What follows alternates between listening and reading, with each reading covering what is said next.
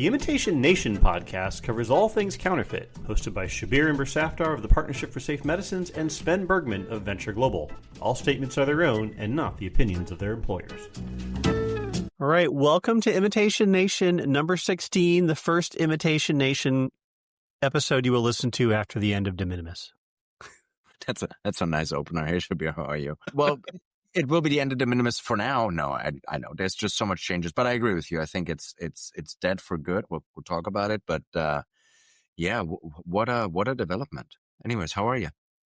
I'm good. I'm getting over COVID, which I will talk about later maybe, but we're recording this on August 26th, and de minimis is supposed to end at 12:01 a.m. on August 29th. I guess roughly 2.5 days since it's about noon here. And I think we have to talk about it because de minimis at 1.3 billion packages a year coming into the U.S.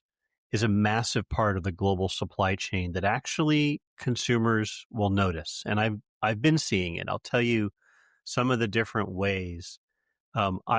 First of all, I saw a study from a Yale economist that the de minimis tax exemption is likely in additional duties to cost the average family about $136 per year.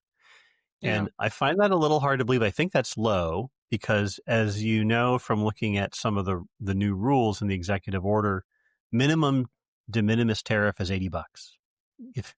Even if you're from the friendliest country that is not annoyed the America, you're getting an $80 tariff on a de minimis package, maximum of $200. And so that's an issue.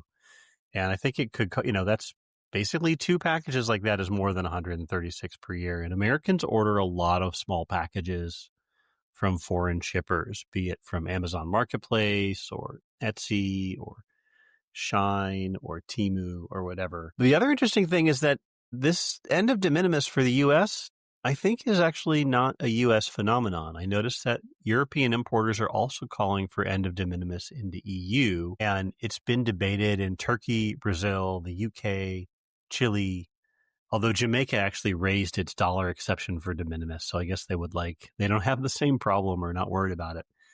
Right. And I totally get that for an island nation that probably imports quite a bit. They would like to encourage more importing. But this is a really big deal. This is a really, really big deal. What have you been seeing on your side talking to folks who work in this space? Like when you fly in an airplane, the pilot says, hey, it's going to be a little bit bumpy ahead, and I'd like for flight attendants to sit down. Please take your jump seats. I think that's where we are. And the reason why I say it is the changes, I agree with you, it's drastic. It's impacting 1.4 billion packages. It's going to impact billions in shipments.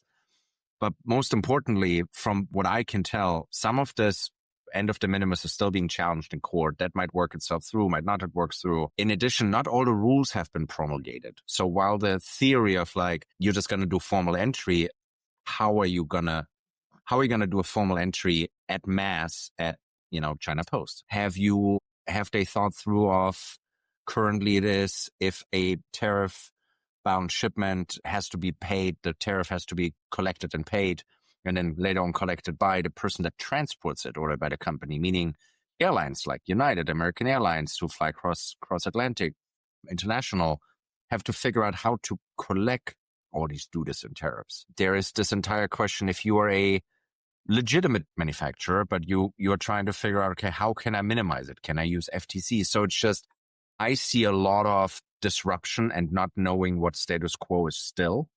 So I think there's going to be significant disturbance, which and again, we're not economists here, but from an economist perspective, yes, it will create price increases for the reasons that you mentioned. I have to do tariffs, plus it will disrupt the supply chain because certain suppliers might pull out, or certain folks like DHL at one point in time said, I'm not doing formal entry. That's too much work for me. So I'm not servicing that market. So I think there will be a supply chain disruption. There will be some cost increases on these goods. And what I'm most interested in for me, and I don't have a clear look at that yet, is how will criminals try to exploit it? Because the disruption is always a bit never let a good crisis go to waste. And I think they will look for cracks in the system. If I was right now a counterfeiter, I would hire the smartest freight forwarder that doesn't have a job right now and say, find me all the cracks in the system that are currently being exposed by this, and how can I still get my thing in? And that person might say, absolutely, declare the SOX. You pay the tariff for SOX. Nobody cares about that. Smuggling, whatever, they never inspect it. A very good freight forwarder will know that. And so I think we'll see a lot of that, a lot of adjusting of legitimate and illegitimate supply chains. And it's going to be bumpy for all involved, for brands, for folks that produce overseas, for consumers that buy, and then for just CBP in and of itself. They have to figure out how to write all the rules, enforce the rules, and then what do you do if shipments arrive that don't follow all the rules? Do I detain them? Do I ship them back? I don't know. All of those are questions. I think what people don't realize is that this requires an immense and enormous IT change rollout between multiple supply chain partners who have to actually start passing back and forth paperwork that never really had to before. And I was on Wall Street through Y2K, and I didn't work on Y2K code refactoring, but I actually remember watching the Herculean, almost Manhattan Project effort to rewrite and check every line of code to make sure it wasn't going to crash at midnight of 1999. And, they had a year and a half plus to prepare for that. The White House made their announcement earlier this year, and it seemed only certain just maybe a month or two ago. There has not been that much time. And so I think, and I want to get to counterfeits in a second, we're going to see a pause similar to the pandemic where supply chains took a big breather and were like, okay, we can't do this right now. Right. Shipping is going to drop temporarily and people are going to adjust. At the other end of this process, the system will be left with, assuming nothing else changes, it's going to be a system in which there are fewer packages shipped to minimis because of the cost issues. More people will mass freight their products into a country and then do fulfillment from within the country. So you'll send your container full of socks, and then the socks will get shipped out of a warehouse, in the port of Long Beach or near Long Beach, California. You won't send every pair of socks from China Post or Indonesian Post. So there'll be fewer packages, which is great for counterfeit detection because CBP has got a smaller haystack to look through. And in theory, there should be more paperwork. And a lot of people don't know this, but when CBP or HSI, which, is sort of the investigative arm of Customs and Border Protection, the Homeland Security investigations folks, when they are worried about smuggling, like when they've talked to me about counterfeit medicine coming into the country, they will say, we're going to go back and we're going to look at all the other shipments that came from that shipper, right? They have vast databases. They retain huge amounts of information. The more information that de minimis packages are going to be required to send through is going to make their job easier to find counterfeits. And that is going to be a net positive for consumers who maybe are put at risk by counterfeits. The obvious example that I work on every day being counterfeit medicine, but the less obvious one is the Apple charger that catches fire, either while you're on the plane or in your house, you're not paying attention and it starts a fire in your home. I think that is where we will be at the end of the day, assuming nothing else changes. But of course, tariff policy in the U.S. has been in a very dynamic environment. Yeah, and to your point, I think the world of customs, I think the world of ICE, we work a lot with them, as you know. My biggest worry is, and I just did a double research take while we started recording, if anything had been promulgated, but no rules have been promulgated on this. So this was done by executive order, right? So there's a law that later on will take effect, and CBP might be writing rules then. But right now, there's no rules. So if you're a customs officer, you got to get some direction of what do you want for me to do with this, right? How do you want for us to do this differently? And so I'm a little bit worried what it will do as an interim strain on enforcement, what it will do on how people will just execute it, and that we don't have something like the first time the administration briefly tried de minimis, where CBP and US Postal just said, okay, fine, we'll just stop shipping stuff, right? Because they're like, we can't figure it out, we just stop. That would be terrible for the US and the world economy if that just happens. But the other thing is like, I think there will be cracks and counterfeiters will try to exploit in the short term. Agree with you fully. Long term, getting rid of de minimis, great thing. No need for it. Plus, the law has an exemption for it. If family members still want to ship each other things, they will put a rule in place that allows you to do that, which probably has to do with IDs and double ID checking or whatever it is. And that's all great. So I'm for the change.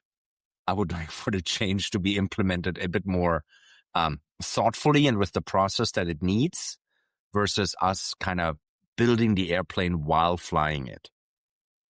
Oh, my friend, you are in the wrong timeline for thoughtful, deliberative, and bar telegraphed national policy. I will say that if you look at like the stock prices of the companies that would be affected here, they don't seem to be reflecting a cliff fall off of shipping.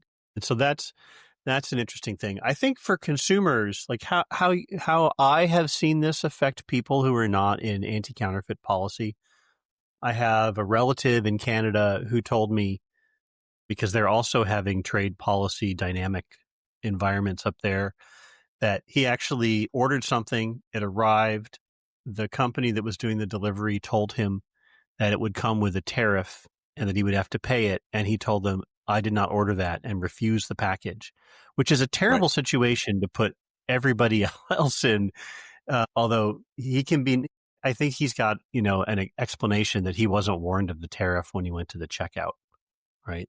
And that's the other thing. I follow illustrator who draws comics, and she's in Australia, and she just announced that she usually every month will send me a package of things like pins and stickers and comic magazines that she's drawn based upon my subscription. And she said she's probably going to have to suspend that because the tariffs would make it too expensive. I mean, I think I pay her $10 or $15 a month, and I get a pile of her art every couple of months. And I don't think she's going to be able to do that with the tariff environment now.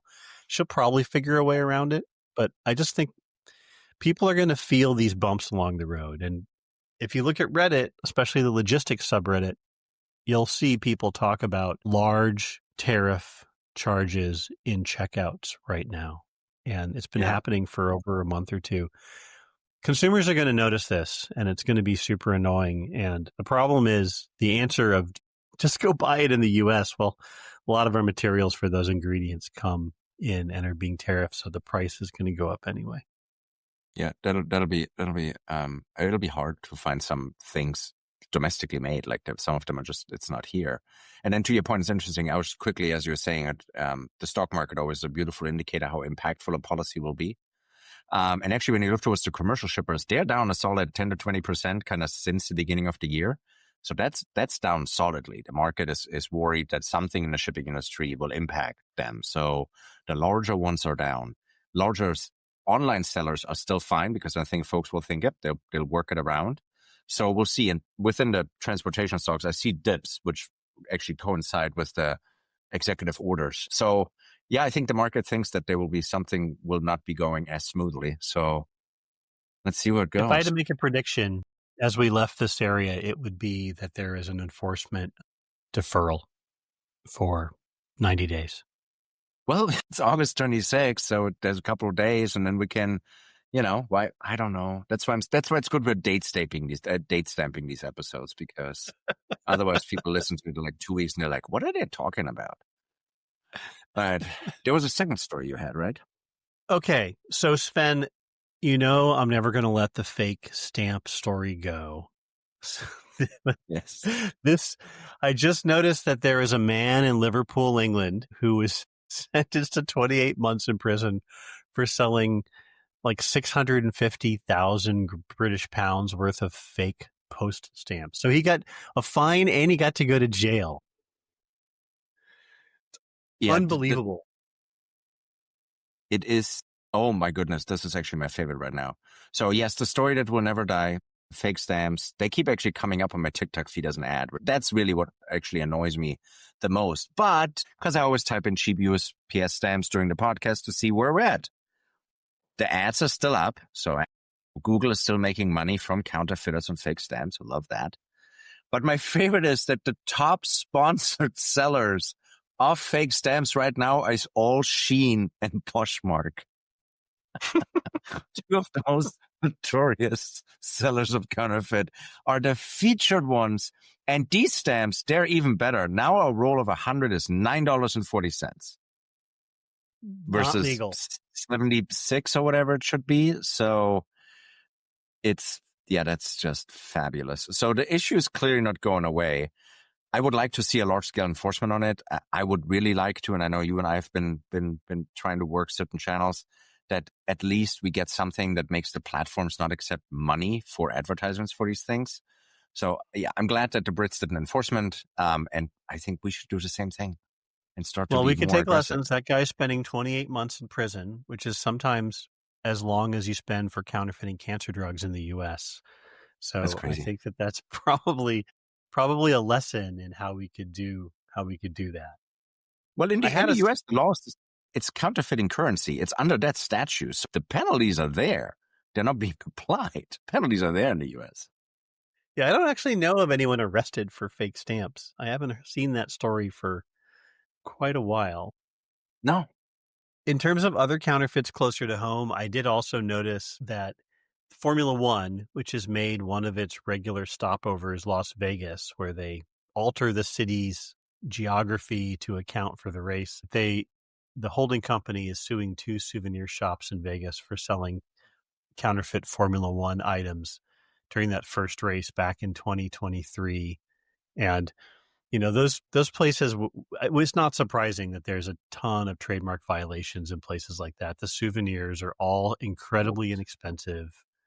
And there was a lot of cat and mouse. Apparently, the Formula One attorneys and team said that they knew one of the owners was in the shop because his car was parked there, but everyone kept saying he wasn't around. And then merchandise disappeared from shelves before they walked in the door, figuring that they knew they were coming. But my favorite about all this is that the souvenir shop that was one of the 2 that was busted is called Crazy Eli, which pretty much tracked for some place accused of selling counterfeit products. Yeah. But that's kind of on par. Like they do similar enforcement actions around the Super Bowl each year. The IPR Center actually makes a big deal around it and does like a real heavy counterfeit sweep around wherever the Super Bowl is. They do it once a year. And yeah, these large events attract us. It just is. And it's, I'm a huge Formula One fan, so thank you for raising that story. And one of the last races I was at, that's exactly it. You can buy the official team jersey or whatever it is, and that's like 110. Or you buy one that looks really, really similar for 20, and you're like, so it is fascinating how that still goes. All right, I want to quickly do one. Another story that I saw, which I found, again, something that all of a sudden continues to reappear. Counterfeit currency, right? We have been talking about fake $100 bills. Well, Europol said, hold my beer, because they seized a total of banknotes and coins worth over like nearly $1 million, $280,000 in euro notes, $679,000 in US dollar notes, and then $12,000 of the British pound that were being mass shipped into or through Europe to other destinations. And it's just incredible that all of a sudden counterfeit currency is popping up again. It kind of had disappeared, and especially it had disappeared like in the developed nations, but it seems to be making a big comeback. Well, I guess money's money. Well, not true, because somebody is counterfeit. I noticed a story that BMW advertised and touted the fact that they're putting a new hologram strip on their packaging, which also allows digital authentication. And me, I'm a little bit of a doubting Thomas on package security. I think it's a part of the puzzle for solving and dealing with your counterfeiting problem. But a lot of packaging folks describe it as a panacea, which I don't think it is. But I suppose it will help. I, however, would point out that during COVID, I found fake holograms on N95 masks seized by FDA and CBP. And so I'm a little bit of a doubting Thomas. I guess that's why they have a digital authenticator as well on it. It's just part. I think that a big part of this may be, and I said this to somebody else yesterday when they were pitching me on their packaging security solution. The audience for these is not just consumers or car mechanics, is also going to be customs officials, right? Customs officials, if you train them, will be like, that hologram doesn't look like the hologram that BMW taught us is what it should look like. And that actually is how they got the fake N95 mask hologram, is because it did not look like the real hologram that was on a 3M mask. And so they were able to stop it. And that is one of the big values, I think, of package security in our modern day and age, is that customs officials actually can use it to seize or destroy or refuse entry to products that are clearly trademark counterfeits. Agreed. Whenever a client asks us, hey, I have this feature or the system I want to introduce, what do you think about it? My first question back will be, what's your objective, right? What are you trying to get done? Because it can be a very valuable tool. So for example, for this, if you tie it to the part inside, and if this is just so your actual legitimate dealers, when they get a shipment, can quickly verify that, yep, that's an original part that I ordered from BMW. It's not like somebody emptied the container in between and put some crap back in. No, I still have the legitimate part. If you're doing something between willing partners that want to scan and verify this, yeah, it can be a fantastic tool, can be a cheap tool, can be a wonderful thing. If you think that this is something that will kill counterfeits, no, it doesn't, because it can be replicated, stolen, ripped open, reused, all kinds of different things. So what's the objective, right? And there's also a lot of folks out there that try to sell these things as the panacea or silver bullet for everything, and they're just not always that. Because the 3M mask, as an example, with the holograms during the pandemic, 3M doesn't use holograms on their masks. So the counterfeiters actually added fake holograms to make it seem real. And 3M was like, yeah, we don't put that on our products. Well, Mercedes-Benz is working in this area too. And you and I are both familiar with, and I got to give them credit here, the A2C2 coalition of automakers and parts makers does a lot of great work. The examples they tend to use are airbags, right? Counterfeit airbags, which is a life-threatening problem. But I think that this is a really exciting space. I think it's good work that actually protects the safety of the public, and I appreciate what A2C2 has done to keep me safe from counterfeit parts for my cars. The funny thing actually, so I owned a Mercedes at one point in time, and on Facebook you can own join owners groups of those kind of cars, and I hopped on because that could be fun to talk about the same car we have. Within 2 seconds, you get all this oh, I'm selling rims and they look like new. And you look and you're like, I know that these rims, they should be $4,000 or $5,000, but they're $500. They can't be right. And if you ever don't want to see something horrible, Google what a rim does that's counterfeit at high speeds. It literally completely disintegrates, and you don't want that to happen. So yes, love what Mercedes is doing. They run a very, very nice comprehensive program, and the counterfeit amongst their stuff is unfortunately still pretty rampant, especially in the aftermarket.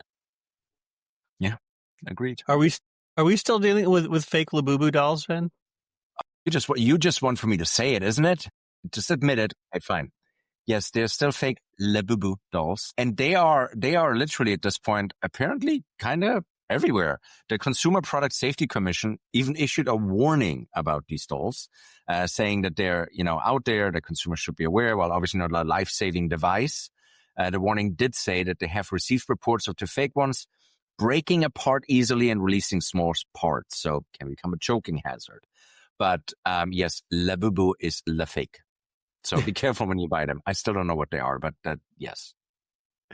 And for the final story I think we'll do for this episode, because we're getting a little long in the tooth, Seagate, which is a very, very old, reliable, well-known hard drive maker, conducted a raid in Malaysia alongside local law enforcement. And we did cover fake computer parts when we talked about the NVIDIA chips, the big graphics cards. Yeah. They actually found a gang that was buying old hard drives, resetting the odometer, which records how many hours of use the drive has had, and then selling them as new, but at a aggressively cheap price that should have warned any consumer.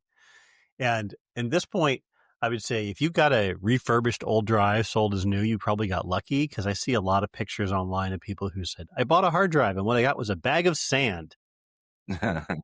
But props to Seagate and props to the Malaysian law enforcement for partnering with them and busting this gang. You cannot do this work without local support. And I will agree that it's not as sexy in law enforcement to do busts of counterfeit products versus drugs or guns or other more obvious public safety issues. But it's also important, and it's also a part of ways in which criminals victimize you and me. And so I was glad to see it. Yeah, no, I for my computer it's the same. I'm always so nervous when you all of a sudden see like, oh, this monitor is really cheap, and you're like, is it really cheap because it's a secondary of a genuine, or is it exactly what you just described? It is a tricky space. It makes a lot of money, and you're right. It's super easy to take, and not super easy, but I just make the chip look like brand new, right? Wash it off, put new spray paint on. Very, very hard to do unless you run H1 through a test. So, well, this was a nice, good episode. Thank you. Good seeing you. Shabbir, read us out. All right. And before I do that, everybody make sure that you, wherever you're watching us on or listening to us on Apple Podcasts, Spotify, or Podbean, that you like and follow. All right. Roll the credits. The Imitation Nation podcast is a production of Cause Stories and is the sole owner. Podcast production by Anna Rowland, management by Sarah Imber Safdar, and theme music written by Jonathan Boyle.